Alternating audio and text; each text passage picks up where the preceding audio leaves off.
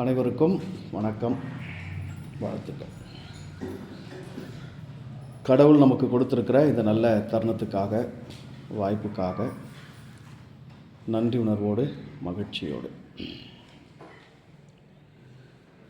வான் சிறப்பு என்கிற தலைப்பில் நாம் சிந்தித்து கொண்டிருக்கிறோம். வள்ளுவன் ஒரு 2000 ஆண்டுகளுக்கு முன்பதாக தன்னுடைய காலத்தில் சிறப்பை உணரும் மனிதராக, குறிப்பாக வான் இந்த புவியோடு எவ்வாறு தொடர்பு பட்டிருக்கிறது, வானிலிருந்து எவைகள் இந்த புவிக்கு, மனித வாழ்வுக்கு அருளப்படுகிறது என்பதையெல்லாம் சிந்தித்து உணர்ந்து அதனை இலக்கியமாக ஏற்றிருக்கிறார். தமிழர்கள் அந்த காலத்திலேயே விண்ணியல் என்பதில் மிகவும் தேர்ச்சி பெற்ற ஒரு சமூகமாக வாழ்ந்திருக்கின்றனர். கணக்கீடுகளை, எண்ணியலை அவர்கள் அறிந்திருக்கின்றனர். இன்றைக்கு அதனை சிந்திக்க இருக்கிற நாம் நம்மை பற்றி புரிந்து கொள்ள வேண்டிய அடிப்படை உண்மைகளை நாம் புரிந்து கொள்ள வேண்டும். முதன்மையாக நாம் மனிதர்கள். மனிதன் என்பது ஒரு உயிரினத்தின் ஒரு வகை. மனிதன் என்பது உயிரினத்தின் ஒரு வகை. 6வது வகை உயிரினம். இந்த மனித உயிரினத்தினுடைய நோக்கம் என்ன? இந்த மனித உயிரினம் பெற்றிருக்கிற சிறப்புகள் என்ன? இந்த மனித உயிரினம் தன்னுடைய வாழ்வை, தன்னுடைய காலத்தை, தன்னுடைய ஆயுளை எவ்வாறு செலவழிப்பது, எதற்காக செலவழிப்பது? மனிதன் 6வது அறிவு உயிரினம். இந்த பூமியிலே வெளிப்பட்டிருக்கிற எந்த ஒரு உயிரினமும் அதனுடைய அறிவு நிலையில் வாழ்கின்றது. அதன் அறிவுக்கு உட்பட்ட வாழ்க்கையை வாழ்கின்றது. அதனுடைய அறிவை மையப்படுத்தி வாழ்கின்றது. ஓர் அறிவு உயிரினம் தன்னுடைய தொடு உணர்ச்சியை கொண்டு வாழ்கின்றது. ஈரறிவு உயிரினம் தொடு உணர்ச்சியோடு கூட சுவை உணர்ச்சி, நாவை பயன்படுத்தி வாழ்கின்றது. மூவறிவு உயிரினம் தொடு உணர்ச்சி, நா உணர்ச்சி, அதோடு கூட மனம், நாசியை கொண்டு வாழ்கின்றது. 4அறிவு உயிரினம் தொடு உணர்ச்சி, நாவு, மூக்கு, அதனோடு கூட கண்களை பயன்படுத்தி வாழ்கின்றது. 5 அறிவு உயிரினத்துக்கு செவி சேருகிறது. அதை நல்லா புரிஞ்சுக்கணும். அறிவு நிலை வளர்ந்து 5வது நிலையை தொடும்போது தான் என்ன கிடைக்கிறது? உயிரினத்துக்கு என்ன கிடைக்கிறது? காதுகளே கிடைக்கிறது. காது என்னும் 5வது புலனை அடைந்த பிறகுதான் 6வது அறிவு, 6வது புலனாகிய மனம் அமைகிறது.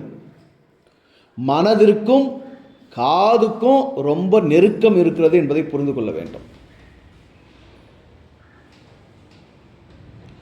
மனம் எப்படி அறிவினுடைய 6வது நிலை வளர்ச்சியோ அதற்கு துணை செய்கிற கருவி எதுதான்? காதுதான். ஆகவேதான் நீங்கள் கேட்கிற விதத்தை குறித்து கவனமாயிருங்கள். நீங்கள் கேட்கிற விதத்தை குறித்து கவனியுங்கள். எதனை நாம் கேட்கிறோமோ, எவைகளை நம்முடைய செவிகள் கேள்வியுறுகிறதோ அது நம்முடைய மனதிற்கு நெருக்கமாக, நம்முடைய 6வது அறிவுக்கு, புலனுக்கு நெருக்கமாக மனித வாழ்க்கையை வடிவமைப்பு செய்யக்கூடியதாக அது அமைகிறது. அதனால தான் மனித மனங்களை அடிமைப்படுத்த வேண்டும் என்று எண்ணியவர்கள், மனித மனங்களை சிறைப்பிடிக்க வேண்டும் என்று எண்ணியவர்கள், மனிதர்களை மந்தைகளாக மாற்ற வேண்டும் என்று எண்ணியவர்கள் எதை சொல்லி தான் மனிதர்களை கவர்ந்தாங்க? கதைகளை சொல்லி தான் மனிதர்களை கவர்ந்தார்கள். கதைகளை இவர்கள் காதார கேட்க கேட்க கேட்க மனம் தன்னாலேயே அந்த கதைகளுக்கு அடிமைப்பட்டு போனது. அந்த கதைகளால் மனம் ஈர்க்கப்பட்டு போனது. இப்போ மனிதன் தன்னை பற்றிய சரியான உண்மைகளை கேட்க வேண்டும். நான் உரைப்பது உன்னை பற்றிய சரியான உண்மை, ஆகவே அதனை செவி கொடுத்து சரியாக கவனமாக கேள். நீ கேட்டால் உனக்கு லாபம், நீ கேட்கலன்னா உனக்கு நஷ்டம். மனிதன் என்பவன் 5 புலன்களை கொண்ட விலங்குகளைப் போல, பறவைகளைப் போல உண்பதும் உறங்குவதுமாக பிழைக்கக்கூடிய ஒரு உயிரினம் கிடையாது. அதற்கும் மேலே மனிதன் யார்? விலங்குகளுக்கும் மேலே, பறவைகளுக்கும் மேலே. ஆகாயத்து பட்சிகளை கவனித்து பாருங்கள். அவைகள் விதைக்கிறதும் இல்லை, அறுக்கிறதும் இல்லை, களஞ்சியங்களில் சேர்த்து வைக்கிறதும் இல்லை.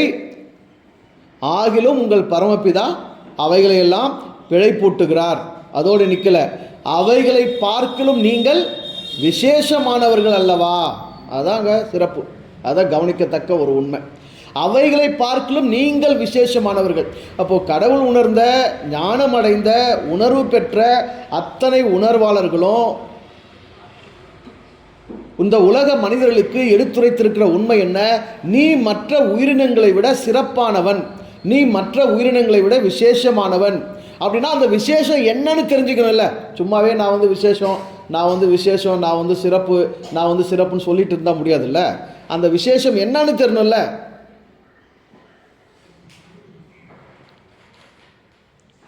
எனக்கு மனிதனாக நான் வாழ்வதற்கு, மனிதன் என்பதே விசேஷம் என்றால் எதனால் நான் மனிதன்? கண் இருப்பதனால நான் மனுஷனா? காது இருப்பதனால நான் மனுஷனா? மூக்கு இருப்பதனால நான் மனுஷனா? உடம்பு இருக்கிறதுனால நான் மனுஷனா? நாக்கு இருக்கிறதுனால எனக்கு மனுஷனா? எனக்கு நல்லா சுவை தருது அதனால் மனுஷன் அப்படின்னு சொல்ல முடியுமா? இல்லை இல்லை. இந்த 5 புலன்களால் நீ மனிதன் அல்ல. 6வது புலன் என்னும் மனம் என்ற ஒன்றை நீ அடைந்ததினால்தான் நீ யார்? மனிதன். அப்போ மனிதனின் சிறப்பு என்ன? மனம். மனிதனின் சிறப்பு என்ன? மனம். மனம் கொண்டதால் தான் மனிதன் சிறப்பு உயிரினம். மனம் தான் மனிதனுடைய விசேஷம்.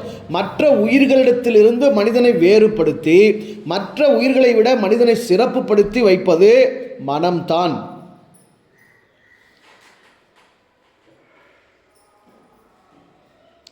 ஐந்து புலன்கள் வரை கொண்ட உயிரினங்களுக்கு இல்லாத ஒரு சிறப்பு 6வது புலன் கொண்ட மனித நிலையில் பெறப்படுகிறது. உன்னுடைய சிறப்பே என்னதான்? உன்னுடைய சிறப்பு என்னதான்? மனம் தான் உன்னுடைய சிறப்பு. மனம் கொண்டதால் நான் மனிதன். சொல்லுங்க எல்லாரும். இன்னொரு முறை நல்லா சொல்லுங்க. மனம்தான் நீ. மனதால் வாழ பிறந்த உயிரினம் நீ. இந்த மனம் எதற்காக அருளப்பட்டிருக்கிறது? இந்த மனதின் செயல்பாடு என்ன? இந்த மனதின் நிலைப்பாடு என்ன? இந்த மனம் எப்படி வாழும்? இந்த மனதின் தேவை என்ன? இந்த மனதிற்கான நோக்கம் என்ன? இந்த மனதிற்கான சொத்து என்ன? இந்த மனதிற்கான சுகம் என்ன? இதனை பற்றிய அறிவு, இதனை பற்றிய புரிதல், இதனை பற்றிய செயல்பாடுகள் எப்பொழுது உன்னில் விளைகிறதோ அப்பொழுதுதான் நீ மனிதனாகிறாய். மனிதன் என்றால் மனதால் வாழ்கிறவன், சரிதானே? அப்போ மனிதன் என்பவன் எப்பொழுது மனதின் தேவைகளை பற்றி சிந்திக்கிறானோ அப்பொழுதுதான் அவன் யாராக வாழ்கிறான்? மனிதனாக வாழ்கிறான். வெறும் உடலின் தேவைகளை மட்டும் நீ யோசித்து வாழ்ந்தால் நீ இன்னும் எதுக்கே வரல? மனித நிலைக்கே வரல. சிந்தனை என்பதுதான் பிறவிகளை எடுக்கிறது, சரியா? இன்னும் சொல்ல போனால் மனம் என்பது பிறவிகளை எடுக்கிறதுன்னு சொல்லலாம். ஓர் அறிவு உயிரிலிருந்து 5 அறிவு உயிர் வரைக்கும் அனைத்திற்குமே சிந்தனை ஓரளவு இருக்கின்றது. ஆகவே தான் படிப்படியாக அது வளர்ந்து அதற்கு தகுந்த புலன்களை எல்லாம் பெற்று வளர்ச்சி பெறுகிறது. ஓர் அறிவு நிலையில் ஒரே புலனு, கொஞ்சம் அது அந்த நிலையில் அது வளர்ச்சி பெற்று 2வது அறிவு நிலை, அப்படி 3, 4, 5 வருது, சரியா? இப்போ 5வது நிலையிலிருந்து எதுக்கு வந்தாயிடுச்சு? 6வது நிலைக்கு வந்தாயிடுச்சு. 6வது நிலைக்கு வந்துட்டேன், நான் மனுஷ உருவத்தில் பிறந்துட்டேன்னாவே மனுஷன்னு நினச்சிக்க கூடாது. நல்லா புரிஞ்சுக்கோங்க. மனித உருவத்தில் வந்துட்டோம், பிறந்துட்டோம் அப்படிங்கிறதுனாலே நம்ம யார் ஆகிட முடியாது? மனிதர்கள் ஆகிட முடியாது. ஏன்னா சிந்தனை 5லிருந்து 6வது உருவம் எடுக்கிற அளவுக்கு அந்த உயிர் வளர்ச்சி பெற்றிருப்பது உண்மைதான். ஆனால் இந்த மனித உருவத்தில் வந்த பிறகு மனிதனாக வாழ்வதற்குரிய மனச்செயல்பாடு இருக்கிறதா என்பதுதான் கவனிக்கணும். உடல் மனித உருவத்துக்கு வந்துச்சுன்றது முக்கியம் கிடையாதுங்க. அந்த உடம்புல இருக்கக்கூடிய மனம் செயல்பாட்டில் இருக்குதா? 6வது அறிவுன்னு சொல்கிறோம் இல்லையா, அந்த அறிவு வேலை செய்தான்னு பார்க்கணும். இப்போ மரம் இருக்குது, மரத்துக்கு ஓரறிவு இருக்குது, அப்படி தானே? மரத்துக்கு ஓரறிவு இருக்குது. இப்போ அந்த ஓரறிவு முழுசாக வேலை செஞ்சால் அந்த மரம் நல்லா பிழைக்கும். 2வது அறிவு நாவு, நாக்கு பூச்சி, அதெல்லாம் அந்த 2 அறிவும் நல்லா வேலை செஞ்சால் அது நல்லா பிழைக்கும். அப்படி ஒவ்வொரு உயிரினமும் அதுக்கு இருக்கிற அறிவுகள் சரியாக முழுமையாக வேலை செஞ்சால் அவைகள் முழுமையாக வாழும். அப்படி 6வது அறிவு நிலையில் மனிதர்களுக்கு மனம் வேலை செய்கிறதான்னு பார்க்கணும். 6வது அறிவு வேலை செய்தான்னு பார்க்கணும். நமக்கு என்ன தெரியும் நம்மை பற்றி?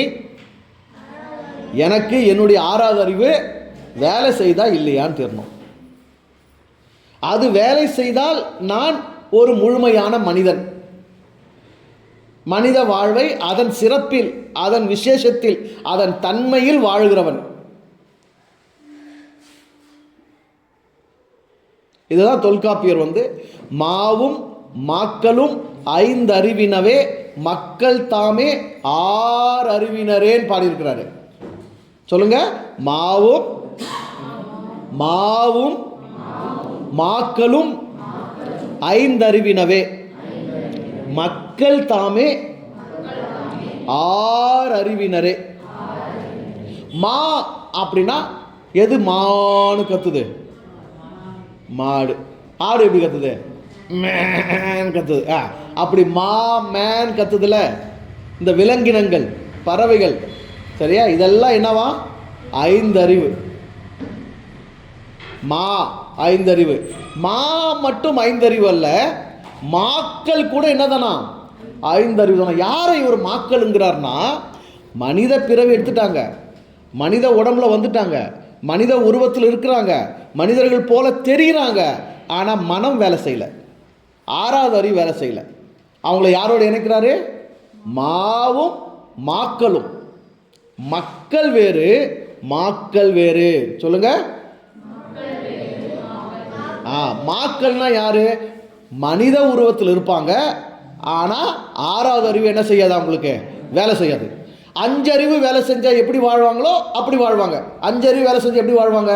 பிறப்பாங்க, பசி எடுக்கும், சாப்பிடுவாங்க, தூக்கம் வரும், தூங்குவாங்க, சாப்பிட்றதுக்கு என்ன தேவையோ அதை போய் தேடுவாங்க, உழைப்பாங்க, வேலை செய்வாங்க, அப்புறம் வாழ்வதற்கு கூடு கட்டிக்குவாங்க, வீடு கட்டிக்குவாங்க, இனப்பெருக்கம் செய்வாங்க, குட்டிகளை வளர்ப்பாங்க. இதெல்லாம் செய்கிறது தான் 5 அறிவு நிலை. பிறந்து இங்கு பிழைத்து வாழ்கிறோம் இல்லையா, அது என்னதுங்க? 5 அறிவு நிலை செயல்பாடு. இன்னொரு இடத்துல மத்தேயு 12:12 நினைக்கிறேன், இயேசுநாதர் சொல்லியிருப்பார்ல, ஆட்டை பார்க்கிலும் மனிதன் எவ்வளவோ விசேஷமாக இருக்கிறான். சரியா? ஆடு என்ன செய்யும்? பிறக்கும், மனுஷனும் பிறப்பான். ஆடு பசிக்கும், ஆடு புல் தின்னும், மனிதன் என்ன பண்ணுவான்? ஏதாவது ஒன்று தின்னுவான். ஆடு கல்யாணம் பண்ணிக்கும், மனுஷன் என்ன பண்ணுவான்? கல்யாணம் பண்ணிக்குவான். ஆடு குட்டி போடும், மனுஷன் என்ன பண்ணுவான்? குட்டி போடுவான். ஆடு குட்டிகளை கொஞ்சம் வளர்க்கும், மனுஷனும் பிள்ளைகளை கொஞ்சி வளர்ப்பான். என்ன, ஆட்டுக்கு ஷெட்டு, அதுக்கு பேர் என்ன? கொட்டாய், கொட்டியில் அமைச்சிக்க தெரியாது. மனுஷன் என்ன பண்ணுவான்? கொஞ்சம் வீடு கட்டி, ஏதோ கொகை கட்டி, ஏதோ ஒன்று பண்ணி கொட்டியில் அமைச்சிக்குவான். இவ்வளோதான் வேறுபாடு. சரியா? அதான் சொல்கிறார், மாவும் மாக்களும் 5 அறிவு. நீ வெறும் தின்றது, பிழைக்கிறது, வேலை செய்கிறது, போகிறது, வர்றது, தூங்குறது, இனப்பெருக்கம் பண்ணுறது, பிள்ளைங்களை வளர்க்குறது, இதை மட்டுமே செஞ்சுட்டு இருந்தா நீ 5 அறிவு நிலையில் வாழக்கூடிய மாக்கள். என்ன சொல்கிறாரு? மாக்கள். மக்கள் தாமே 6 அறிவினரே. நீ எப்போ மக்கள் ஆவரே அப்போ தான் யார்? 6 அறிவு. அப்போ மக்கள் என்பது என்ன? 6வது அறிவு வேலை செய்கிறவங்க. மக்கள் யார்? 6வது அறிவு வேலை செய்கிறவங்க. 6வது அறிவு வேலை செய்யக்கூடிய மக்கள் என்போர். சரி, 6வது அறிவு என்பது என்ன? மனம் வந்து புலன், மனம் வந்து ஆறாவது புலன்.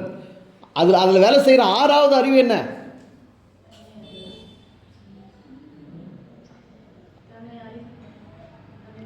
நான் யாரு, இந்த படைப்புகள்லாம் என்ன, என்னை படைச்சது யாரு, அது எங்கே இருக்குது, எப்படி இருக்குது, ஒவ்வொரு படைப்பிலும் கடவுள் எப்படி வெளிப்பட்டு இருக்குது, கடவுள்னா என்ன, உண்மை எங்கே இருக்குது, உண்மை எப்படி இருக்குது, எதுக்காக நான் மனுஷனாக பிறந்திருக்கிறேன், எதுக்காக இந்த வாழ்க்கை கொடுக்கப்பட்டிருக்குது, ஏன் பிறக்கிறோம், ஏன் இறக்குறோம், எதுக்காக வாழுறோம், எதுக்காக இத்தனை பிறவிகள், எதுக்காக இத்தனை கோடி படைப்புகள், இந்த உலகம் எப்படி இயங்குது, இதை பற்றியெல்லாம் கேள்வி கேட்டு இதை பற்றியெல்லாம் சிந்திக்கிற பற்றியா, அந்த சிந்தனை வளர்ச்சி தான் என்னது? ஆறாவது அறிவு. காலையில் என்ன குழம்பு செய்கிறது, மத்தியானம் என்ன குழம்பு செய்கிறது, இன்றைக்கி என்ன புடவை கட்டலாம், இன்றைக்கி என்ன பேண்ட் சட்டை போடலாம், இன்றைக்கி எங்கே போய் வேலை செய்யலாம், எவ்வளோ சம்பாதிக்கலாம், சம்பாதிச்சதை வந்து என்ன நகை வாங்கலாமா, வீடு கட்டலாமா, வண்டி வாங்கலாமா, வாகனம் வாங்கலாமா, ஹோட்டல் போய் சாப்பிட்லாமா, என்ன செய்யலாம், இதெல்லாம் யோசிக்கிற பாரு. இது ஆறாவது அறிவு கிடையாது. இது எந்த அறிவில் அடங்கும்? 5ல் அடங்கும். 6வது அறிவுனா என்ன யோசிக்கணும்? உன் பிறப்பு என்ன, உன் இறப்பு எப்படி நடக்குது, இந்த வாழ்க்கை எப்படி வாழணும், இறந்த பிறகு எங்கே போவோம், பிறக்கிறதுக்கு முன்னாடி இருந்தோமா, இருந்தால் எங்கே இருந்தோம், எப்படி நம்ம வந்திருக்கிறோம், இதெல்லாம் எப்படி நடக்குது, இதெல்லாம் யார் நடத்துறது, இது நடத்துறவன் எங்கே இருக்கிறான், அவனுக்கு எனக்கு என்ன தொடர்பு அப்படின்னு உன்னை பற்றியும் உன் வாழ்க்கையை பற்றியும் உன்னை படைச்ச கடவுளை பற்றியும் இந்த உலகத்தில் மற்ற படைப்புகளை பற்றியும் நீ சிந்திக்கிற பாரு. அங்கே தான் நீ யாராகிற? மனிதன் ஆகிறாய். நீ எவ்வளோ நல்லா தின்னாலும் ஆடு மாடு தான், 5 அறிவு தான். டிஷ்ஷுங்க வந்து நான் சைனீஸ் டிஷ்ஷு செஞ்சு சாப்பிட்றேன், ஜாப்பனீஸ் டிஷ்ஷு செஞ்சு சாப்பிட்றேன், நான் வந்து இது செஞ்சு சாப்பிட்றேன், அது செஞ்சு சாப்பிட்றேன், என்னன்னா தின்னு, எப்படி தின்னாலும் என்ன? 5 அறிவு தான். தின்றதுக்கு எது போதும்? தின்றதுக்கு எத்தனை அறிவு போதுங்க? 5 அறிவு போதும். இனப்பெருக்கம் பண்ணுறதுக்கு எத்தனை அறிவு போதும்?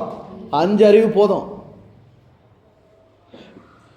உங்களுக்கு தேவையான வாழ்விடங்களை அமைத்துக் கொள்வதற்கு எத்தனை அறிவு போதும்? 5 அறிவு போதும். தூக்குநாங்குருவி விட அழகான ஒரு தொழில்நுட்பத்தில் கலைநயத்தோடு சிறப்பு மிக்க ஒரு கூட்டை எந்த உயிரினமாவது அமைக்க முடியுமா? அதுக்கு மேலேயே நாம் வாழ்ந்துட்டு போகிறோம், வீடு கட்டு போகிறோம். அப்போ அதுக்கெல்லாம் என்ன அறிவு போதும்? 5 அறிவு போதும். அப்போ இந்த உயிரினங்கள் எல்லாம் செய்ய முடியாதது, அதாவது மனிதன் செய்வது என்னவா இருக்கணும், மற்ற உயிரினங்களாம் செய்ய முடியாதது. அதுக்கெல்லாம் அந்த சிந்தனை வராது, அதுக்கெல்லாம் அந்த கேள்வி வராது, அதுக்கெல்லாம் அந்த தேடல் வராது, அதுக்கெல்லாம் பதிலும் கிடைக்காது, அதுக்கெல்லாம் அந்த யோசிக்கவும் முடியாது, அதுக்கெல்லாம் அந்த பார்வை, அந்த கோணம் கூட கிடையாது. அப்படி ஒரு சிந்தனை மனிதனுக்கு செய்ய முடிகிறது என்றால் அவன் தான் மனிதனாகி வாழ்கிறவன். உங்கள் வீட்டு ஆடு மாடு கோழி குருவி இதெல்லாம் செய்யாததை நீங்கள் செய்யணும். அப்போ தான் நீங்கள் யார்? மனுஷன். நேராக சொல்லணும், என்னதான்? உங்கள் வீட்டு ஆடு மாடு கோழி குஞ்சுகள்லாம் செய்யாததை நீங்கள் செஞ்சால் நீங்கள் யார்? மனிதன். 6ஆம் அறிவு. சரி, இப்படி தான் மனிதர்கள் வாழ்ந்திருக்கிறார்கள். 6ஆம் அறிவு மனிதன் என்பதை புரிந்துதான் 10,000 ஆண்டுகளுக்கு முன்னாடியே இந்த அறிவு நிலைகளை ஒருத்தன் உணர்ந்திருக்கிறான், தொகுத்திருக்கிறான். உயிர்கள் இத்தனை வகைப்படும், அது 6 அறிவாக இருக்குது, அந்த உயிர் படிநிலைகள் இப்படி நடக்குதுன்னு 10,000 ஆண்டுகளுக்கு முன்னாடியே ஒருத்தனால் என்ன பண்ண முடிஞ்சிருக்கு? புரிஞ்சிக்க முடிஞ்சிருக்கு, இந்த உண்மையை உள்வாங்க முடிஞ்சிருக்கு, இதை சிந்திக்க முடிஞ்சிருக்கு. 2000 ஆண்டுக்கு முன்னாடி ஒருத்தன் வான் சிறப்பு என தலைப்பில் வானுடைய அருளை பற்றிய ஒரு இலக்கியத்தை ஏற்ற முடிந்திருக்கிறது. ஆனால் இன்னைக்கு ஏன் நாம் வந்து தின்றது, போகிறது, வர்றது, துணி கட்டுறது, புழங்குறது, ஒரு ஆடு மாடுகள் என்ன வாழ்க்கையை வாழுதோ அதே நிலையில் நம்மளாம் மாட்டுக்கிறோம். அதை தவிர வேறு யோசனையே நமக்கு கிடையாது பாருங்கள். அதை தவிர வேறு எதுவும் நமக்கு என்ன பண்ணவே முடியல, சிந்திக்கவே முடியல. வீட்டில் ஒரு செடி இருந்தாலும் சரி, வீட்டுக்கிட்ட ஒரு பறவை வந்தாலும் சரி, வானம் வையம் பூமி என்னென்னமோ இருக்குது, எதை பற்றி நமக்கு என்ன இல்லை, எந்த விதமான அக்கறை இல்லை, எந்த விதமான உணர்வும் இல்லை, எந்த விதமான சிந்தனையும் இல்லை. எல்லாத்தையும் இழந்துட்டோம், எல்லாத்தையும் தொலைச்சிட்டோம். என்ன காரணம் சொல்லுங்க? வள்ளுவனுக்கு இருந்த அந்த நிலை, தொல்காப்பியனுக்கு இருந்த அந்த நிலை இன்னைக்கு வாழ்ந்துட்டு இருக்கிற நமக்கு இல்லையே. ஏன்? ஆனால் பார்க்க போனால் அன்னைக்கு வாழ்ந்த அவங்களுக்கு இருந்த சுகங்களை விட நமக்கு சுகங்கள் அதிகமாக இருக்குது. ஆமாம் தானே? வசதிகள் நிறைய இருக்குது. அன்னைக்கு கால் கடுக்க எத்தனை மைல்னாலும் என்ன பண்ணி தான் போனோம்? நடந்து தான் போனோம். ஆனால் இன்னைக்கு புர்ன்னு பைக்கை போட்டுனா அப்படியே போய் சேர்றோம். அதுதானே? ஃப்ளைட்டில் பறக்கிறோம், கப்பலில் பயணம் பண்ணுறோம், ட்ரெயினில் போகிறோம், பஸ்ஸில் போகிறோம். இப்படி எல்லாமே நமக்கு கிடைச்சிருக்குது. எல்லா வசதி வாய்ப்புமே நமக்கு இருக்குது. நிறைய தொழில்நுட்ப கருவிகள் இருக்குது. உலகம் முழுசையும் உட்காந்து என்ன நடக்குதுன்னு எங்கள் கையில் வச்சு பார்த்துக்கிறோம். உலகத்தை எங்கே அடக்கிட்டோம்? கையில் அடக்கிட்டோம். ஆனால் சிந்தனை மட்டும் வளரல. என்ன வளரல? சிந்தனை வரல. எதை பற்றியுமே நமக்கு சிந்தனை இல்லை. இப்போ ஓர் அறிவிலிருந்து கொஞ்சம் சிந்தனை வளர்ந்தா அது என்னவாகுது? 2 அறிவுக்கு வருது. 2ல் கொஞ்சம் சிந்தனை வளர்ந்தா அது என்ன ஆகுது? 3 ஆகுது. 3ல் சிந்தனை வளர்ந்தா அது என்ன ஆகுது? 4வது அறிவா ஆகுது. 4ல் சிந்தனை வளர்ந்தா அது என்ன ஆகுது? 5வது அறிவா ஆகுது. 5ல் சிந்தனை கொஞ்சம் வளர்ந்தா அது மனித உருவத்துக்கு வந்துடுது. இப்போ அந்த மனிதனாக வாழும்போது மனிதத்தினுடைய முழு சிந்தனை வளர்ச்சியில் அது வளர்ந்தா அது தெய்வமாயிடும். அது என்ன ஆகிடும்? தெய்வமாயிடும். மனிதன் என்பவன் தெய்வமாகலாம். அப்போ உனக்கு அடுத்த கட்டம் ஒன்று இருக்குது. 5 தாண்டி 6க்கு வந்திருக்கு இல்லையா? 6லேருந்து அடுத்த கட்டம் ஒன்று இருக்குது. அது மனிதத்தில் இருந்து நீ ப்ரமோஷன் அடைந்து தெய்வமாகிறது. அப்படி தெய்வமாகனா வெறும் ஆடு மாடு வாழற வாழ்க்கையை வாழக்கூடாது. என்ன புரிஞ்சுக்கணும்? வெறும் ஆடு மாடு வாழ்கிற வாழ்க்கையை நான் வாழக்கூடாது. நான் ஆடு மாடு கிடையாது. வெறும் தின்றதுக்கும் பேல்றதுக்கும் தூங்குறதுக்கும் உழைக்கிறதுக்கும் நான் இங்கே வரல. இந்த பிறவி அதை விட விசேஷம். நான் தெரிஞ்சிக்க வேண்டியது நிறைய இருக்குது. நான் புரிஞ்சிக்க வேண்டியது நிறைய இருக்குது. நான் அறிவு உயிரணும். நான் இன்னும் நல்லா சிந்திக்கணும். எதை பற்றியெல்லாம் சிந்திக்கணுமோ அதை பற்றி நான் சிந்திச்சே ஆகணும். சிந்திக்கலைன்னா நான் மனுஷனே கிடையாதுன்னு புரிஞ்சுக்கணும். சிந்திக்கலைன்னா யார் கிடையாது? மனுஷனே கிடையாது. மனித உருவம், ஆனால் உள்ள யாரு? மிருகம். மனித உருவம், உள்ள யாரு? மிருகம், விலங்கு. எப்படி? யாரை கூண்டில் அடிச்சு ட்ரெயின் பண்ண முடியும்? விலங்குகளை, பறவைகளை கூண்டில் அடித்து பயிற்றுவிக்க முடியும். அப்படி தானே? ஒரு சிங்கத்தை பிடிச்சி என்ன பண்ணிடலாம்? கூண்டில் அடைச்சிடலாம். ஒரு கரடி பிடிச்சி என்ன பண்ணிடலாம்? கூண்டில் அடிச்சிடலாம். ஒரு சிறுத்தை பிடிச்சி என்ன பண்ணிடலாம்? கூண்டில் அடிச்சிடலாம். டைமுக்கு மணி அடிச்சு சோறு கொடுத்தா அதுக்கு தேவையான போட்டால் சாப்பிட்டு அது என்ன பண்ணோம்? இருக்கும், பழகிடும். யானையே கூட்டு வந்து பயிற்சி கொடுத்து எங்கே வச்சுக்கிறாங்க? கோயிலில் வச்சுக்கிறாங்க. சில்லறை கொடுத்தா ஆசீர்வாதம் பண்ண மாட்டேங்குது. ரூபா நோட்டு கொடுத்தா தான் ஆசீர்வாதம் பண்ணுது. அப்போ எந்த அளவு ட்ரெயின் பண்ணியிருக்காங்க? நோட்டு, ரூபா நோட்டை பார்த்தா தான் தும்பி கையை தூக்கி தலையில் வைக்கணும். அதுக்கு தெரியுமா நான் ஆசீர்வாதம் பண்ணுறேன் அப்படின்னு? அதுக்கு தெரியுமா? அது ட்ரைனிங், பழக்க வச்சிருக்கிறாங்க. சரியா? இன்னைக்கு உங்களையும் என்னையும் ஒரு குறிப்பிட்ட மதத்தில் பிடிச்சி வச்சு சில சடங்குகள் சம்பிரதாயங்கள் செய்ய வச்சு பழக்க வச்சிருக்கிறாங்கன்னா நம்ம யாரா இருக்கிறோன்னு அர்த்தம்? யாரா இருக்கிறோன்னு அர்த்தம்? விலங்குகளா இருக்கிறோன்னு அர்த்தம். அதனால தான் சொன்னாங்க, man is a social animal. மனிதன் ஒரு சமூக விலங்கு. அதுவும் எப்படிப்பட்ட சமூக விலங்கு? பயிற்றுவிக்கப்பட்ட சமூக விலங்கு, ட்ரெயின்டு சோசியல் அனிமல். நம்ம என்ன பண்ணுறாங்களா? இந்த சமூகம், இங்கே இருக்கிற மதங்கள், இங்கே இருக்கிற நம்பிக்கைகள் அதற்கேற்றபடி நம்ம ட்ரெயின் பண்ணுது. வெள்ளிக்கிழமை தான் தலை குளிக்கணும், ட்ரெயின்டு அனிமல். என்ன அனிமல்? Trained animal. வெள்ளிக்கிழமை வீடு வாசல்லாம் தொடச்சி பூஜை பண்ணணும், ட்ரெயின்டு அனிமல். ஞாயிற்றுக்கிழமை சர்ச்சுக்கு போகணும், ட்ரெயின்டு அனிமல்.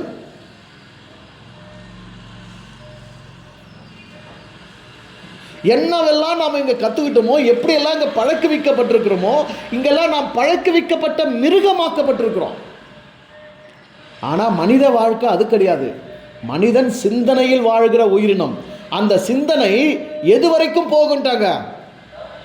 அந்த சிந்தனை எது வரைக்கும் போகும்? அந்த சிந்தனை எது வரைக்கும் போகும்? வான் வரைக்கும் போகும். அந்த சிந்தனை எது வரைக்கும் போகும்? வான் வரைக்கும் போகும். எதனால வான் வரைக்கும் போகும்? அதற்கான மனிதனுக்கான சிந்தனைனா, இவன் நாளைக்கு வானுரையும் தெய்வமாக போறான். மனிதன் மனித பிறவியில் முழுமை அடைந்தா எங்க போறான்? இதோ உங்கள் கண்களுக்கு முன்பதாக பரத்துக்கு ஏறி போனார்னாங்க. யார? ஏசுநாதர். இங்கே இருக்கிறவங்களெல்லாம் ஜீவ சமாதி ஆயிட்டாங்க. நாங்கள் ஜோதியில் கலந்துட்டாங்க. நாங்கள் ஜோதியில் என்ன பண்ணிட்டாங்க? அப்படின்னா என்ன பொருள்? அவர்கள் வான் உறைந்து விட்டார்கள். அவங்க என்ன செஞ்சிட்டாங்க? வான் உறைந்து விட்டார்கள். அப்போ வான் உறையணும்னா என்ன பண்ணணும்? சிந்தனையை நீட்டணும், சிந்தனையை வளர்க்கணும், சிந்தனையை பெருக்கணும், சிந்திக்கணும். முதல்ல என்ன செய்யணுங்க? மனிதர்கள் என்ன செய்யணும்? சிந்திக்கணும். எதை பற்றி சிந்திக்கணும்? என்ன குழம்பு செய்யலாம், என்ன சோறாக்கலாம், என்ன புடவை கட்டலாம், என்ன சம்பாதிக்கலாம், இதை பற்றியா? எதை பற்றி சிந்திக்கணும்? நான் யாரு, நான் எதுக்கு மனுஷனாக பிறந்திருக்கிறேன், இந்த மனித பிறவினா என்ன, இந்த உயிர்கள் எல்லாம் படைக்கிறது யாரு, உயிர் உடம்புல எங்கே இருக்குது, உயிர் எப்படி இருக்குது, உயிர் இல்லாமல் உடம்பு இருக்க முடியாது, செத்து போயிட்டாங்கன்றாங்களே, போகிறவங்க எங்கே போகிறாங்க, போகிறாங்கன்னா எங்கேருந்து வந்தாங்க, ஏன் வராங்க, ஏன் போகிறாங்க? புரியுதா உங்களுக்கு? இந்த கேள்விகள்லாம் நமக்குள்ள நாமே எழுப்பி இந்த கேள்விகளுக்கு பதிலை நம்ம சிந்திக்கணும். சிந்தனை நமக்கு திறக்கணும். அப்படி சிந்தனை வேலை செய்யாதவங்களுக்கு தான் என்னன்னு சொன்னாங்க? மனக்குருடானவங்கன்னு சொன்னாங்க. சிந்தனை வேலை செய்யாதவங்க என்ன சொன்னாங்க? இந்த கண் நல்லா பளிச்சுன்னு தெரியுது, முட்டை முட்டையாக கூட இருக்குது, பெருசாக இருக்குது, இந்த கண் நல்லா தெரியுது, எங்கே இருக்கிறதோ ஊன்னு பார்த்துடுது. ஆனால் மனசு என்ன இருக்குது? குருடா இருக்குது. மனம் எதை பார்க்க வேண்டுமோ, மனம் எதை பற்றி சிந்திக்க வேண்டுமோ, மனம் எதை உணர வேண்டுமோ, மனம் எதனுடைய சிறப்பை அறிய வேண்டுமோ அதை அறிய முடியாதபடி மனக்கண்கள் குருடாக்கப்பட்டிருக்கிறதுன்னு சொன்னாங்க. மனக்கண் திறந்தாதான் நீங்க என்ன செய்ய முடியும்? சிந்திக்க முடியும். இப்போ இந்த கண் தெரியலன்னா என்னங்க பண்ணுவீங்க? நீங்க எல்லாமே இருட்டா இருக்கும், எது எங்க இருக்குன்னு தெரியாது, தெரிஞ்சாலும் இது என்னது ஏதுன்னு தெரியாது. அப்படிதானே? அப்படிதானே? சரிதானே? ஹலோ, என்ன இந்த கண் தெரியலனா முதல்ல எது எங்க இருக்குன்னு தெரியாது, எல்லாம் இருட்டா இருக்கும் தேடுவீங்க. ரெண்டாவது அப்படியே தெரிஞ்சாலும் இதுதான் அப்படின்னு தெரியாது, எதுவுமே தெரியாதுல்ல. அது போல மனக்கண் குருடா இருந்தா நான் யாரு, நான் எங்கேருந்து வந்திருக்கிறேன், நான் எங்கே போக போகிறேன், பிறப்புனா என்ன, இறப்புனா என்ன, கடவுள்னா என்ன, உண்மைனா என்ன, சத்தியம்னா என்ன, சொர்க்கம்னா என்ன, நரகம்னா என்ன, பூமினா என்ன, வானம்னா என்ன, இந்த படைப்பு, இந்த உயிர்னா என்ன அப்படின்னு எதை பற்றியும் தெரியாது. முதல்ல இருட்டாக இருக்கும், பிளைண்டு, இருட்டு, ஒன்றும் தெரியாது. தின்ன தெரியும், தூங்க தெரியும், எதனா வேலை கொடுத்தா வேலை செய்ய தெரியும், இனப்பெருக்கம் பண்ண தெரியும், வாழ்ந்துருக்குறேன், அவ்வளோதான். மற்ற எதுவுமே தெரியாது, எதை பற்றியும் தெரியாது. அப்போ மனக்கண் என்ன பண்ணல? இன்னும் திறக்கப்படல, சிந்தனை இன்னும் வேலை செய்ய துவங்கலை. மனித பிறவிக்கான மனித வாழ்வியலுக்கே இன்னும் வரல. அப்படியே கேள்வி போல யாருன்னா சொல்லி குத்தி எழுப்பி விட்டு கேள்வி வந்தாலும் கேள்விக்கு என்ன புரிய முடியாது? பதிலை புரிய முடியாது. இப்போ நான் சொல்கிறேன், நான் யாருன்னு சிந்திங்க, இந்த மனித பிறவி எதற்குன்னு சிந்திங்க, ஏன் பிறக்கிறோன்னு சிந்திங்க, ஏன் இறக்குறோன்னு சிந்திங்க, இறந்த பிறகு எங்கே போகிறோன்னு சிந்திங்க, எங்கேருந்து வந்து இங்கே பிறந்தோன்னு சிந்திங்க அப்படின்னு நான் யாரோ தூண்டி விடுறேன்ல. இந்த தூண்டுதல் மூலமாக உங்களுக்கு என்ன வந்துடும்? கேள்வி வந்துடும். ஆனால் பதில் எப்படி கிடைக்கும்? பதில் கிடைக்கணும்னா அந்த கேள்விக்கான வெளிச்சம் இருக்கணும்ல. அந்த வெளிச்சம் எப்போ இருக்கும்? கண்ணு திறந்தாதான் ஒளி, இப்படிதானே? பார்வை இருந்தால் தான் ஒளி, இருந்தால் தான் பார்வை. அதுபோல் மனக்கண் திறந்து அந்த மனக்கண் வெளிச்சத்தோடு ஒளியோடு இருந்தால்தான் உங்களுக்கு பார்வை கிட்டும், பதில் கிடைக்கும்.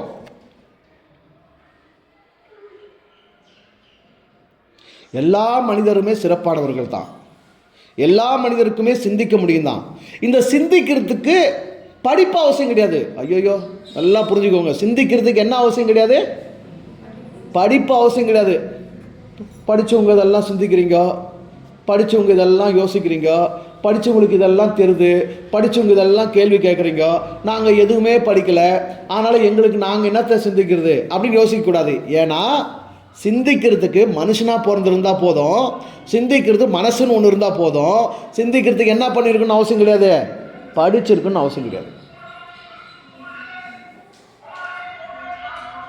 படிப்புக்கும் சிந்தனை வளர்ச்சிக்கும் என்ன கிடையாது, தொடர்பே கிடையாது.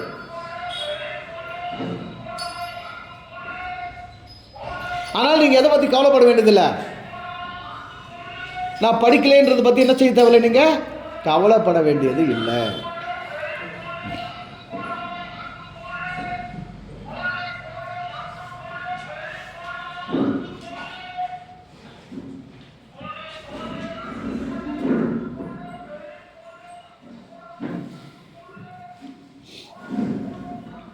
அப்போ ஆதிய மனிதர்கள் ரொம்ப சிந்தனையில் ரொம்ப வளர்ச்சி பெற்றவங்களா இருந்திருக்கிறாங்க.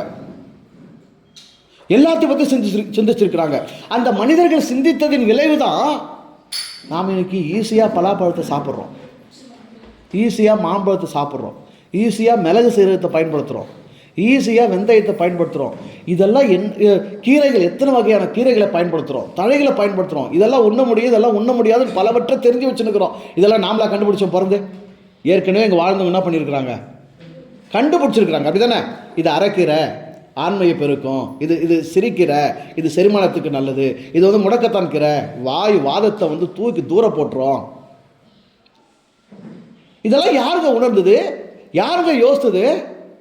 அப்போ மனிதன் தன்னுடைய சிந்தனையில் ஒவ்வொரு படைப்பும் எதற்கானது, அதில் உள்ள முக்கியத்துவம் என்ன, அதில் உள்ள சிறப்பு என்ன, அதை எதுக்கு பயன்படுத்திக்கலான்னு எல்லாத்த பற்றி என்ன பண்ணியிருக்கிறான், சிந்திச்சிருக்கிறான். அவன் சிந்திச்சதுனால எவ்வளவு பழங்கள் நமக்கு கிடைச்சிருக்குது, எவ்வளவு தானியங்கள் நமக்கு கிடைச்சிருக்குது, எத்தனை மூலிகைகள் நமக்கு கிடைச்சிருக்குது, எவ்வளவு கீரைகள் நமக்கு கிடைச்சிருக்குது, எவ்வளவு பொருட்களை படைப்புகளை நம்ம பயன்பாட்டில் கொண்டு வந்திருக்கிறோம். நிறைய நம்ம இப்போ பயன்படுத்துறதில்ல. பல கீரைகளை நம்ம என்ன பண்ணுறதே இல்லை, தின்றதே இல்லை. பல காய்கறிகளை என்ன பண்ணுறதே இல்லை, தின்றதே இல்லை. பல தானியங்கள் பயன்பாடு இல்லை. மிளகு தட்டில் இருந்தால் மிளகை தூக்கி வைக்கிறோம். இன்னைக்கு வரைக்குமே மிளகு பொங்கலில் வந்துச்சுன்னா, இல்லை குழம்புல வந்துச்சுன்னா மிளகு என்ன பண்ணுறோம், இப்படி எடுத்து வைக்கிறோம்.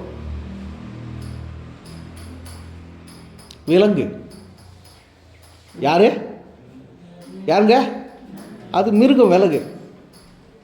ஏன்னா மிளகனுடைய சிறப்பு தன்மை, மிளகனுடைய முக்கியத்துவம், மிளகுல உள்ள சாரம், மிளகு உடம்புக்கு செய்யக்கூடிய உறுதுணை, இதை வந்து சிந்தித்து உணர்ந்தவன் யாரு? மனுஷன். மனுஷன் என்ன தின்னுவான்? தட்டில் மிளகு இருந்தா தின்னுவான். மிருகம் என்ன பண்ணோம்? அதுக்கு என்னன்னு தெரியாதுல்ல. கழுதை தெரியுமா கற்பூர வாசனைனாங்களே, அப்படி மிருகத்துக்கு தெரியுமா மிளகு வாசம்? அது என்ன பண்ணோம்? தனியாக தூக்கி வச்சிரும். அப்போ இப்படியே நீங்கள் தெரிஞ்சுக்கலாம். நான் சொன்னல, மனித உருவத்தில் இருந்தாலும் எல்லாரும் மனிதர்கள் அல்ல, அவர்கள் மாக்கள். சில பேர் தான் மக்கள்னு சொன்னல. இனிமேல் நீங்கள் கண்டுபிடிச்சிங்க, ஒரே ஒரு சான்று தான். எதெல்லாம் தட்டிலேருந்து மிளகு எடுத்து தூர வைக்குதோ, இன்னும் என்ன பண்ணலாது, மக்கள் தன்மைக்கு மனித தன்மைக்கு வளரல. மனித உருவத்தில் இருக்குது, ஆனால் மாக்களாகுது அப்படின்னு புரிஞ்சுக்கோங்க. என்ன ஐயா மிளகு எடுத்து வைக்கிறதையா குற்றமாக போச்சு?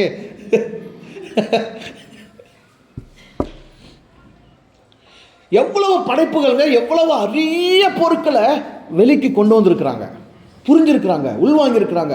அதனால் நம்ம எல்லாத்தையும் சாதாரணமாக பண்ணியிருக்கிறோம், பயன்படுத்தியிருக்கிறோம். ஆனால் நாம் நம்முடைய காலத்தில், நம்முடைய வாழ்வில் எதனுடைய சிறப்பை இப்படி உணரலையே, எதனை பற்றி நமக்கு சிந்தனை இல்லையே, எதனோட நமக்கு தொடர்பு இல்லையே. என்ன நடந்துச்சு இடையில? 2 நடந்துச்சு.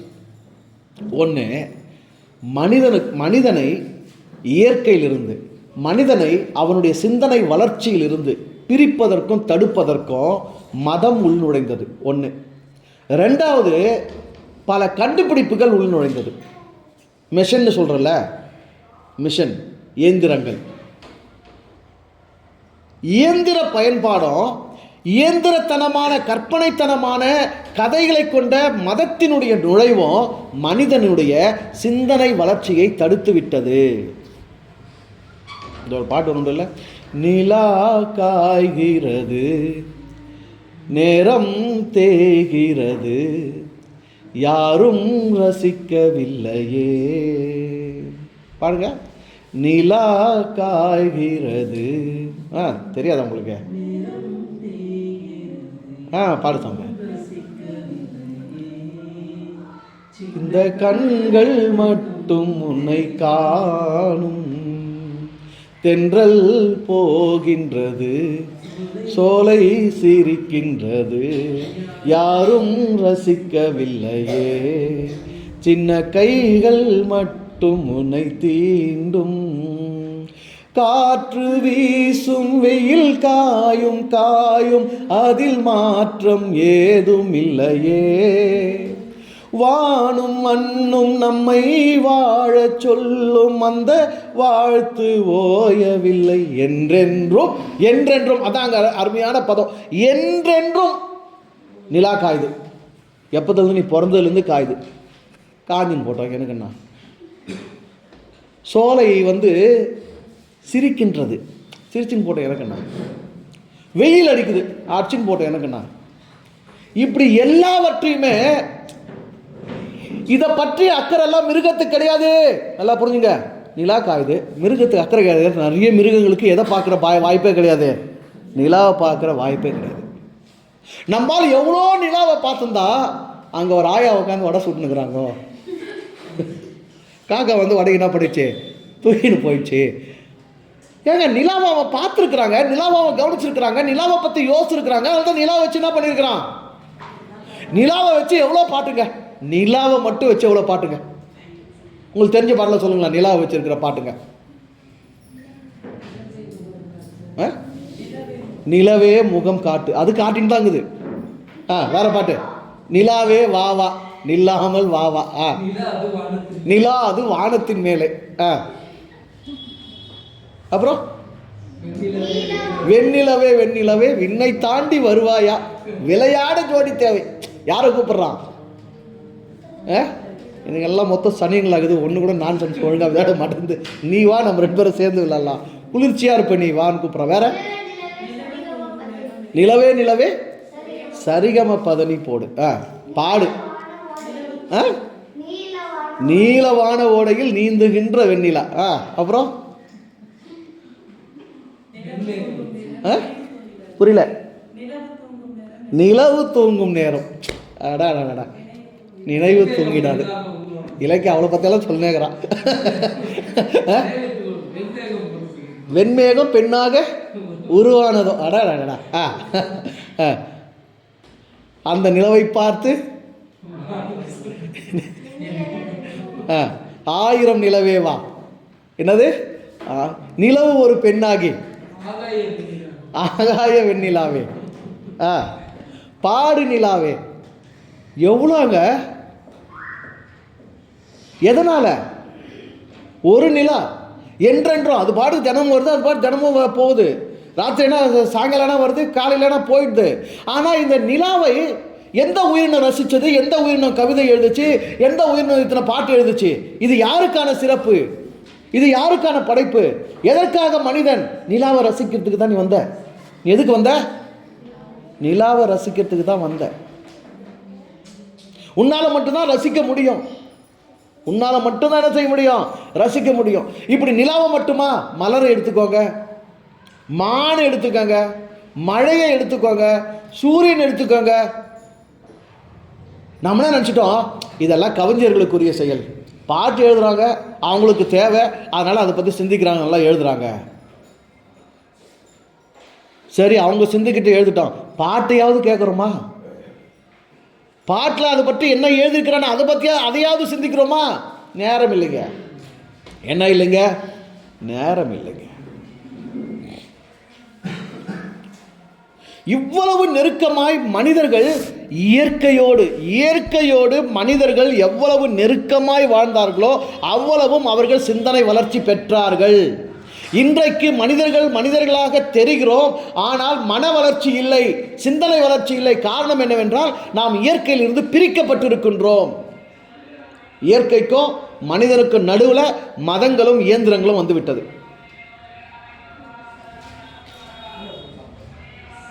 இயற்கைக்கும் மனிதனுக்கு நடுவில் என்ன வந்துடுச்சு? மதங்களும் இயந்திரங்களும் வந்து விட்டது. வாழ்க்கை பன்றி வாழ்க்கை மாதிரி ஆயிடுச்சு. வாழ்க்கை எப்படி ஆயிடுச்சு? பன்றி பார்த்தீங்களா? பன்றி புர் புர் புர் புர் புர் என்ன சத்தம், மூக்கிலேயே சத்தம் போட்டுன்னு போகல. பன்றி கவுந்துட்டே போகும். ஒரு நாள் அது மேலே பார்க்குமா? அது என்னைக்கு? அடித்து தூக்கி கொலை பண்ணுறதுக்காக போட்டு தட்டுறதுக்காக இடையில கம்பு மாட்டி கவுத்து போட்டு தூக்கின்னு போவாங்க பாரு, 2 பேர் தூக்கின்னு போவாங்க, கவுத்து போட்டுப்பாங்க பாரு, அப்போ தான் அப்படி மேலே பார்க்குமா. அப்படி மனிதர்கள் அத்தனை பேரை பின்னாவா மாட்டுக்கிறோம், பன்றிகளாக மாட்டுக்கிறோம். எல்லாம் யாருங்க? ஆமாம், ஓப்போ பன்றி, ரியல்மி பன்றி, OnePlus பன்றி, ஆப்பிள் பன்றி, ஐஃபோன் பன்றி. என்ன பன்றி? ஐஃபோன் பன்றி. உங்கள் ஃபோன் பேர்லாம் சொல்லுங்கள்.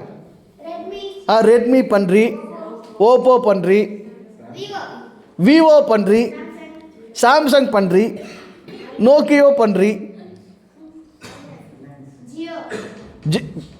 ஜியோ ஃபோனடா அப்படியா? சரி, ஜியோ பன்றி, ஆண்ட்ராய்டு பன்றி, ஐஃபோன் பன்றி. கவுந்தது என்ன பண்ணுறதே கிடையாது, நிம்மறதே கிடையாது. வானத்தையும் பார்க்கறதில்ல, பூமியும் பார்க்கறதில்ல, நிலாவையும் பார்க்கறதில்ல, சூரியனையும் பார்க்கறதில்ல, சோலையும் பார்க்கறதில்ல, பறவைகளையும் பார்க்கறதில்ல, எதையுமே ரசிக்கிறதில்ல, மேகத்தை பார்க்கறதில்ல. வெண்மேகமா கருமேகமானு கூட தெரியாது. மழை வரும்போது மேகம் கருக்குது, சிக்க சிக்க சிக்க சிக்க, மின்னல் அடிக்குது, சிக்க சிக்க சிக்க அப்படின்லாம் பாடினாங்களே, கருக்கிறதும் தெரியாது, எதுவும் தெரியாது. எருமை மாட்டு மேலே மழை பெஞ்ச மாதிரின்னு சொல்லுவாங்கள்ல, உண்மையிலேயே இப்போ வாழ்க்கை இப்படி தாங்குது. எருமை மாட்டு மேலே மழை பெஞ்ச மாதிரி தான். நீ என்ன சொல்லி இதுதான் பார்த்துனுக்கும், நீ என்ன கேளு இதுதான் பார்த்துனுக்கும், நீ என்ன பண்ணி இதுதான் பார்த்துனுக்கும். எதனோட தொடர்பு கிடையாது, எல்லா தொடர்பும் துண்டிக்கப்பட்டாயிடுச்சு. அப்புறம் எப்படி சிந்தனை வளரும்? புரியுதா? ஏற்கனவே சில 1000 ஆண்டுகளுக்கு முன்பதாக மனிதர்களை சிந்திக்க விடக்கூடாது. மனிதர்கள் சிந்தித்தால் அவர்கள் உண்மைகளை கண்டறிந்து விடுவார்கள், உண்மையை உணர்ந்து விடுவார்கள், தங்கள் சிறப்பை அவர்கள் அறிந்து விடுவார்கள், ஒவ்வொருவரும் சிறந்தவர்களாக வாழ்ந்து தெய்வமாகி விடுவார்கள். ஆக இந்த மனிதர்களை அடிமைப்படுத்தணும், இந்த மனித சிந்தனையை ஒடுக்கணும் அப்படின்னு ஒரு கூட்டம் எழும்பி மதங்களை உருவாக்கி, கதைகளை உருவாக்கி, அதை நம்ம காது கேட்க நமக்கு ஓதி ஓதி ஓதி அந்த கதைகள் மூலமாக நம்முடைய மனங்களை கட்டுப்படுத்தி அடிமைப்படுத்தி சிந்தனையை ஒடுக்கிட்டாங்க ஒரு பக்கம். ரெண்டாவது ஒரு கூட்டம் எழும்புச்சு, மதெல்லாம் போர் அடிச்சிச்சு. இப்போ அவன் என்ன பண்றான்? மிஷினா கண்டுபிடிக்கிறான், எல்லாத்துக்கும் மிஷினா கண்டுபிடிக்கிறான். ஏஐ வரைக்கும் வந்துடுச்சு, மனிதனே தேவையில்லை, மனித உருவத்தில் ரோபோவே வந்து என்ன பண்ண எல்லா வேலையும் செஞ்சுக்கின்ற அளவுக்கு தொழில்நுட்பத்தை வளர்த்து இயந்திரத்தை கண்டுபிடிச்சு மனுஷன் கையில் கொடுத்துட்டான். இப்போவே நீங்க என்ன பண்றீங்க பாரு. முன்னாடி எல்லாம் என் போஸ்ட் பார்த்தீங்களா, என் பதிவு பார்த்தீங்களா, எப்படி இருக்கும்? ஒரே கலரில் வரி வரியாக எழுதியிருக்கும். இப்போ எத்தனை கலரில் வருது? வேதாவிதமாக வருது. யார் பண்ணுறது? ஏஐ தான் பண்ணுது. அப்படி மேட்ரை கொடுத்துட்டு எனக்கு லோகோ இப்படி வேணும், ஃபோட்டோ இப்படி வேணும், இத்தனை கலரில் வேணும், இப்படி செய்யணும்னு ஆர்டர் கொடுத்துட்டா போதும். அப்படியே 5 நிமிஷம் கூட கிடையாது, அடிச்சு தூக்கி போட்டுடுது. இப்போ இதனால் என்ன நடக்கும்? ஏன் சிந்தனை தேயும். மனிதன் இயந்திரத்தை பயன்படுத்த அவன் தன்னுடைய சிந்தனையில் தேய்மானம் அடைகிறான், தன்னுடைய வளர்ச்சிக்கு தானே தடையாகிறான், தன்னையே அவன் கெடுத்துக் கொள்ளுகிறான். அன்னைக்கு இதெல்லாம் இல்லாதனால நேராக வானத்தை பார்த்தான். வள்ளுவனுக்கு என்ன கிடையாது? ஃபோன் கிடையாது. வள்ளுவங்கையில் என்ன இல்லை? ஃபோன் இல்லை. வள்ளுவங்கையில் என்ன இல்லை? லேப்டாப் இல்லை. வள்ளுவ வீட்டுக்கு மேலே மாடி இல்லை, கூரை போட்டு வந்திருப்பான், இல்லை வெளியே வாசலில் திணியில் உட்காந்து வந்திருப்பான். அதனால் நேராக என்னத்தை பார்த்துக்கிறான்? வானத்தை பார்த்துக்கிறான். நமக்கு பார்க்கறதுக்கு வாய்ப்பே இல்லை. பஸ்ஸில் ஏறு, ட்ரெயினில் ஏறு, எதில் ஏறு, எதை மட்டும்தான் I am a phone pick, I am ஏ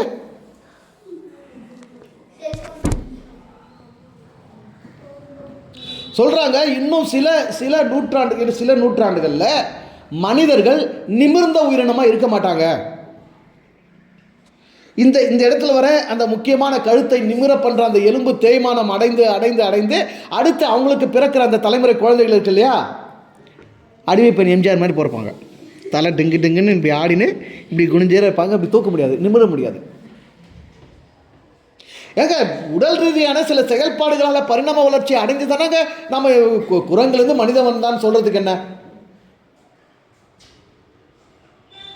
குரங்கு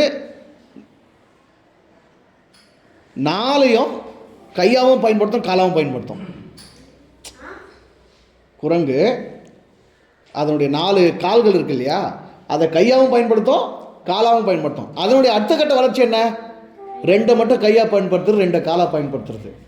இப்போ முழு மனித இனமும் எதில் என்ன வேலையை அதிகமாக பண்ணுது? போனை பார்க்குது. பார்க்க விட்டாங்க, பார்க்குது இல்லை, பார்க்க வச்சுருக்குறாங்க. மதம் கொடுத்த மாதிரி இப்போ என்ன கொடுத்துக்குறாங்க? மிஷின் கொடுத்துக்குறாங்க. இப்போ மிஷின் இப்படி பார்த்துனே இருக்கிறோமா, பார்த்துனே உனக்கு போகிற புள்ள என்ன பண்ண மாட்டான்? தலை நிமிராது. ஏற்கனவே நாம் இயற்கையிலிருந்து துண்டிக்கப்பட்டவர்கள், ஏற்கனவே நாம் சிந்தனை சிந்திக்க முடியாமல் காயடிக்கப்பட்டவர்கள், மலடாக்கப்பட்டவர்கள், ஏற்கனவே மத கருத்துக்களால, கற்பனை கதைகளால நம்முடைய சிந்தனைகள்லாம் முடக்கப்பட்டாயிற்று. வெளிச்சமே கிடையாது, சிந்திக்கிறதுக்கான வெளிச்சமே நமக்கு கிடையாது. 300 கோடி பேர் கிறிஸ்தவ மதத்தில் இருக்கிறான். என்ன சிந்திப்பான் அவன்? என்ன சிந்திப்பான்? எதையும் சிந்திக்க மாட்டான். எதுனாலும் எங்கே போய் தேடுவான் அவன்? பைபிளை போய் தேடுவான். எதுனால என்ன சொல்லுவான்? உலகம் அழிதம்பா, உலகத்தில் இவ்வளோ பிரச்சனை வருதுப்பா, நாட்டுக்கு நாடு இப்படி சண்டை வருதுப்பா. ஏன் சிந்திக்க மாட்டான்? நாம் என்ன தப்பு பண்ணோம், நம்ம என்ன திருத்தணும், எப்படி இதை முறைப்படுத்துறது, இதுக்கான பதில் என்ன? சிந்திக்க மாட்டான். ஒரே பதில் சொல்லுவான், ஆண்டவர் வர கடைசி காலம் ஆயிடுச்சு, இப்படி தான் நடக்கணுவான். ஒரே பதில் என்ன சொல்லுவான்? இயேசு வரத்துக்கான கடைசி காலம் இப்படி தான் நடக்கணுவான். இப்போ சிந்தித்து பதில் சொல்கிறானா, வாரி குடிச்சதை வாந்தி எடுக்கிறானா? சொல்லுங்க. இவன் சிந்தித்து பதில் சொல்கிறானா, வாரி குடிச்சதை வாந்தி எடுக்கிறானா? பைபிள் இருந்து வாரி குடிச்சதை வாந்தி எடுக்கிறான், சிந்திக்கவே இல்லை. அப்படிதான் ஒவ்வொரு மதமும் மனிதர்களை வாந்தி எடுக்கிறவர்களாக வைத்திருக்கிறத தவிர சிந்தனை செய்கிறவர்களாக ஏற்படுத்தவே இல்லை. நீ சிந்திச்சா யாருக்கு நஷ்டம்? நீ சிந்திச்சா யாருக்கு நஷ்டம்? உன்னை ஆளுகிறவர்களுக்கு நஷ்டம், உன்னை அடிமைப்படுத்தி இருக்கிறவர்களுக்கு நஷ்டம், உன்னால் ஆதாயம் அடைகிறவர்களுக்கு நஷ்டம். அதனால் உன்னை சிந்திக்க விடக்கூடாது என்பதற்காக இடையில் அவர்கள் வேலை செய்து கொண்டே இருக்கிறார்கள். ஒரு வள்ளுவன் வான் சிறப்பு என்று எழுதுனதுனால முழு மனுக்குலமும் சிறப்படையாது. ஒவ்வொருவரும் என்ன உணரணும்? வானின் சிறப்பை உணரணும். வானின் சிறப்பை மட்டுமா? உன்னுடைய சிறப்பை உணரணும், உயிர்களின் சிறப்பை உணரணும், பிறப்பின் சிறப்பை உணரணும், இறப்பின் சிறப்பை உணரணும், இறப்பதற்கு பின்பான வாழ்க்கையின் சிறப்பு என்னன்னு உணரணும். எல்லாம் உன்னால் சிந்திக்கப்பட வேண்டும், எல்லாம் உன்னால் உணரப்பட வேண்டும். எப்பொழுது நீ சிந்திக்கிறாயோ, உணர்கிறாயோ, உண்மைகளை உள்வாங்குகிறாயோ, அதாவது தின்றது, பேழ்றது, கழுவுறது, எழுந்துக்கிறது, வர்றது, தூங்குறது, வினப்பெருக்கம் பண்ணுறது, பிள்ளைங்களை வளர்க்குறது, வீட்டை பராமரிக்கிறது, இதெல்லாம் இதெல்லாம் 5 அறிவு, இதெல்லாம் செஞ்சால் தான் பிழைக்க முடியும். இதை தாண்டி வாழ்க்கை, கடவுள்னா என்ன, உண்மைனா என்ன அப்படிங்கிறத பற்றி எப்போ நீ சிந்திக்கிறியோ அப்போதான் நீ கொஞ்சம் மனுஷன் ஆகிற.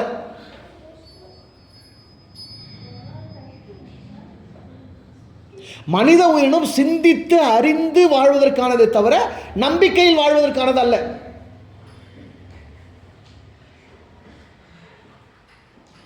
என்ன படைச்ச கடவுள் யாருன்னு நீ தான் என்ன பண்ணியிருக்கணும்? கேள்வி கேட்டிருக்கணும். என்ன படைச்ச கடவுள் யாரு, எங்க இருக்குது, எப்படி இருக்குது அப்படின்னு உன்னுடைய கடவுளை பற்றிய கேள்வி உனக்குள்ள வந்திருக்கணும். இல்லை, ஏசாமி தான் கடவுள்னு சொன்னாங்க, நான் நம்புகிறேன். முருகன் தான் கடவுள்னு சொன்னாங்க, நான் நம்புகிறேன். அல்லாஹ் தான் கடவுள்னு சொன்னாங்க, நான் நம்புகிறேன். அப்படி நம்பினேன்னா நீ யார் கிடையாது? மனுஷன் கிடையாது. நீ கேள்வி கேட்கணும், என்னை படைச்ச கடவுள் யார், உண்மையிலேயே எது, எங்கே இருக்குது, எப்படி இருக்குது, நான் அதை பார்க்க முடியுமா முடியாதா, அதனோடு எனக்கு என்ன உறவு இருக்குது. சுயமாக நீ சிந்தித்து, சுயமாக நீ கேள்வி கேட்டு, சுயமாக நீ தெளிவு பெற்று நீ வாழ்ந்தால் நீ மனித உயிரினம். பழக்கவிக்கப்பட்ட சமூக விலங்குகளைப் போல எப்படி ஓட்டுறாங்க கூட தெரியல பாரு எனக்கு. சோ சோ சோ சோ ஓடு ஓடு ஓடு இப்போ தான் வருது. கேட்க ஓடு ஓடு ஓடு எல்லாம் இந்த கொட்டாயில் ஓடு, எல்லாம் அந்த கொட்டாயில் ஓடு. பொட்டு வச்சுக்கிறியா, பூ வச்சுக்கிறியா, திருநீர் பூசிக்கிறியா, கோயிலுக்கு போ. நீனா சிலுவை போட்டுக்கிறியா, நகை நட்டு எல்லாம் இருக்கிறியா, போ எங்கே போ, சர்ச்சைக்கு போ. குல்லா போட்டுக்கிறியா, நீ எல்லாம் எங்கே போ, மசூதிக்கு போ. இப்படின்னு ட்ரெயின் பண்ண யார் கிடையாது, மனுஷன் கிடையாது. சிந்திக்கிறவர்களை எந்த மந்தையிலும் போட்டு அடைக்க முடியாது. நல்லா உள்வாங்கிங்க. சிந்திக்கிறவங்களை எதில் வைக்க முடியாது, மந்தையில் போட்டு அடைக்க முடியாது. சிந்திக்கிறவர்கள் தனித்துவமாக ஒளிர்வார்கள், தனித்தன்மையோடு வாழ்வார்கள். உன்னால் சிந்திக்க முடிஞ்சா நீ எப்படி தான் இருப்ப, தனித்தன்மையோடு தான் வாழ்வ, தனித்துவமாக தான் வாழ்வ. உன்னை எந்த மந்தையிலும் போட்டு அடைக்க முடியாது. சிந்திக்க முடியாத மிருகத்தன்மையிலே வாழ்ந்துருக்காங்க இல்லையா, 5 அறிவு நிலையிலே இருக்கிறாங்க இல்லையா, அவங்கள தான் எங்கே போட்டு அடைக்க முடியும், மந்தையில் போட்டு அடைக்க முடியும்.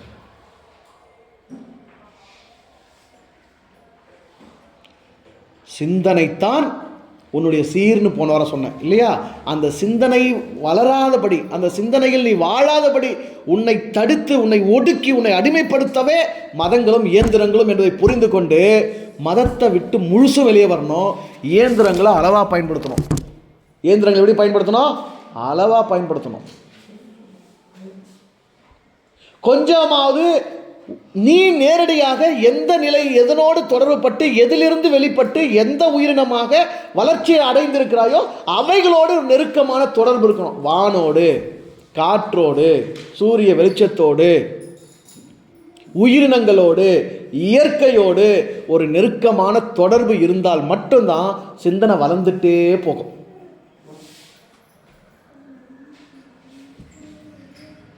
ஆகாயத்து பட்சிகளை கவனித்து பாருங்கள்.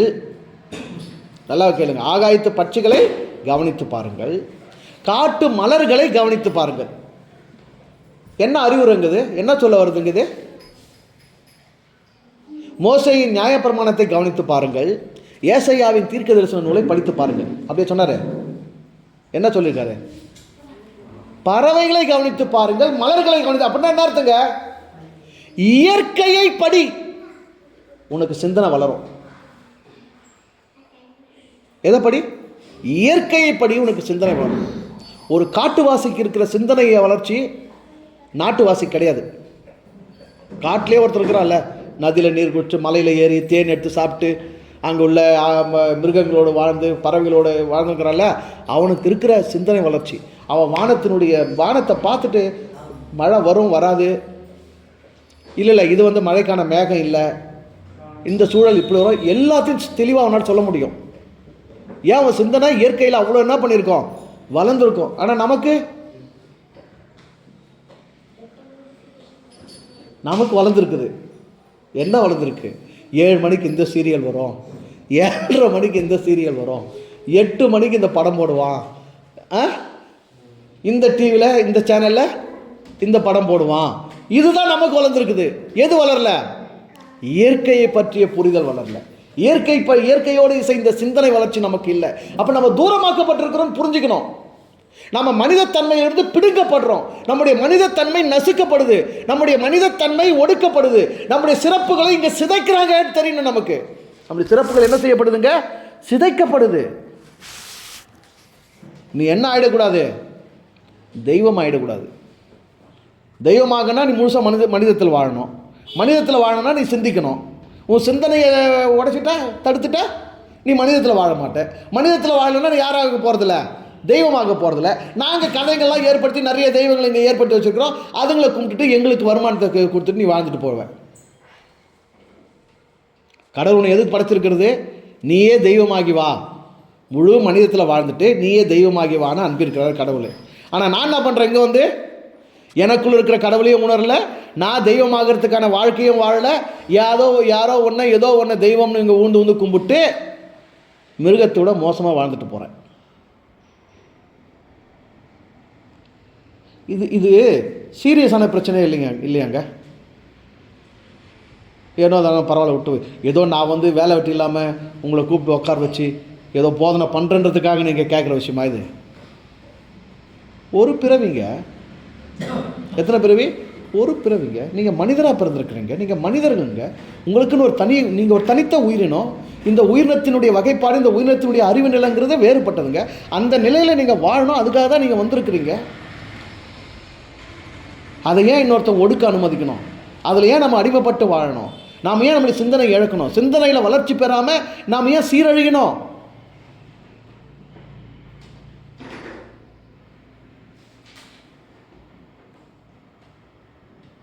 அப்போல்லாம் பிள்ளைங்களை கூட விரலை வச்சு மணலில் எழுத வச்சு, மேலே வானத்தை பார்த்து நட்சத்திரங்களை எண்ண வச்சு, நிலாவை காட்டி கதைகள் சொல்லி, அப்படி தானே?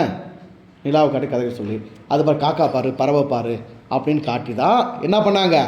சோறே ஊட்டி வளர்த்தாங்க. இப்போ என்ன செய்கிறோம்? சோறு சாப்பிடல, அடம் பிடிக்குது, அழுதா, என்ன பார்த்துக்கோ, ஃபோனை பார்த்துக்கோ. நீ 24 மணி நேரம் ஃபோனு பார்த்துரு, நான் 24 மணி நேரம் என்ன பண்ணுகிறேன்? ஃபோனு பார்த்துக்கிறேன். உன் தொந்தரவு எனக்கு இல்லை, எனக்கும் உனக்கு வேலை செய்ய வேண்டிய பிரச்சனை இல்லை, நிம்மதியாக இருக்கலாம்.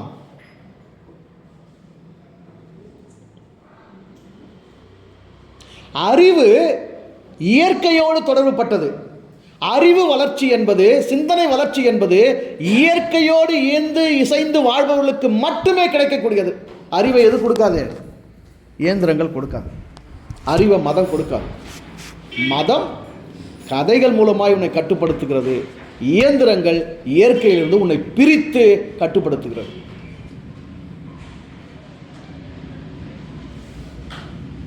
இப்போ நீங்கள் தான் முடிவு பண்ணோம். நான் மனிதனாக வாழ்ந்து, மனிதன் எந்த அளவுக்கு சிந்திக்கணுமோ அந்த அளவுக்கு சிந்தித்து அடுத்த நிலை தெய்வமாக போகிறனா, இல்லை மனித உருவத்தில் தின்னு பேண்டு இனப்பெருக்கம் பண்ணி உழைச்சி வசதியாக வாழ்ந்து மிருகமாக, விலங்காக பயிற்றுவிக்கப்பட்ட ஒரு மிருகமாக வாழ்ந்துட்டு போகிறனா. முடிவு யார் தான் எடுக்கணும்? முடிவு யார் தான் எடுக்கணும்? ஆமாம், நாம் ஒவ்வொருத்தரும் தான் எடுக்கணும். அது அவங்கவுங்களுடைய சுய உரிமை.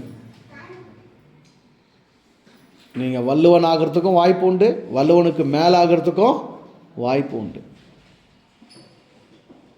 சரியா? எவ்வளவு உங்களால் சிந்திக்க முடியுதோ அவ்வளவும் நீங்கள் மனிதத்தில் சிறந்து வாழும் ஒரு உயிரினம். எவ்வளவு உங்களுக்கு சிந்திக்க முடியலையோ அவ்வளவு நீங்கள் மனிதத்தை இழந்து மனிதத்திற்கு கீழான நிலையில் வாழ்கின்ற விலங்கு நிலை உயிரினம். உங்களுடைய சிறப்பே சிந்திப்பது தான். சிந்தித்து வாழுங்கள், சிந்தித்து தெளிவு பெறுங்கள், சிந்தித்து வாழ்க்கையை சீராக்கி கொள்ளுங்கள். இறை நம்ம எல்லாருக்கும் நல்லருள் புரியட்டும். புரிஞ்சுக்கோங்க. நல்லா இருங்க, சந்தோஷமாக இருங்க. வாழ்த்துக்கள்.